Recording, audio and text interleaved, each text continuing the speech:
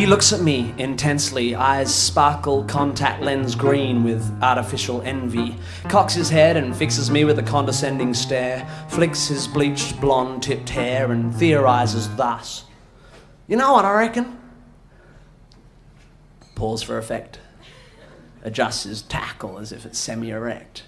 I figure I better give him what I know he expects. What do you reckon?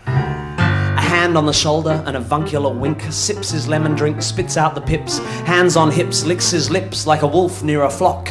Yet again adjusting his fantasy cock, he delivers his philosophy. I reckon it don't matter. It don't mean squat what you earn or what you got, or the style of your hair, or what you wear. It matters not. I mean, what do you care that I live on a hill with views of the beach?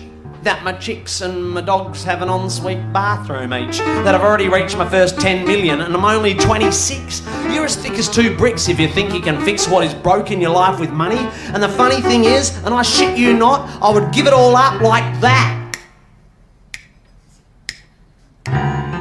He leaves me to ponder his wisdom for a bit, and with a click of his finger he beckons the blondest, bimboest barmaid and grinning ridiculously orders a G&T and a beer for me. And before I can escape he's back saying, "'Cause mate, the thing is, all that crap, it's all superficial, it's all just a front. I mean, anyone can be a rich cunt, but the thing we all want can't be bought with dosh. You know what I mean, boss? 'Cause it's not like you give a toss that when I want to get slim I've got my own private gym and a personal trainer called Danielle or fucking Darlene. He's got tits like those chicks in Ralph magazine. And it's not like you care that I own a controlling share of an overseas company that builds accounting software. It matters not one bit. I mean, who gives a shit that I earn 600 grand and drive a brand new Land Rover? You know, I'd hand it all over like that." He pauses for a beat, long enough for me to retreat to a seat and sit, elbow on bar, and contemplate this guru with his white teeth and big car, and ponder silently my belief that genius comes in many forms, and that this postulating peroxided porn star prick ain't one of them. My speculation cut short as he reforms like Terminator 2, and before I have time to abort, he descends upon me and snorts. I guess what I'm trying to say, in my own little way, is that I reckon musos and artists and that, well, I reckon they're great. I know some people who reckon you guys just sit on your bums and don't get out of bed till the pizza man comes and smoke cones and take crack and whack off all day. Shitting me now.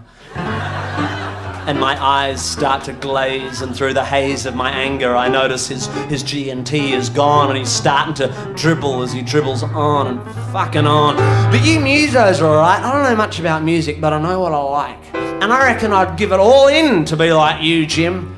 Because you might be poor in monetary terms, but what you earn spiritually, what makes you what you are, just means so much more than what you'll get from a really nice car, or a tennis court, or holidays in Greece, or a house on the beach, or stock market shares, or 31 pairs of Calvin Klein underwear. Do you understand?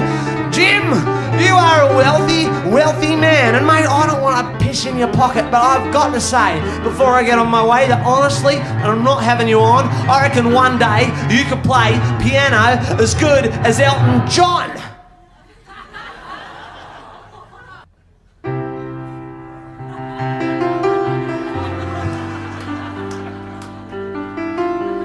The cops are still mingling, though the crowd shuffled out.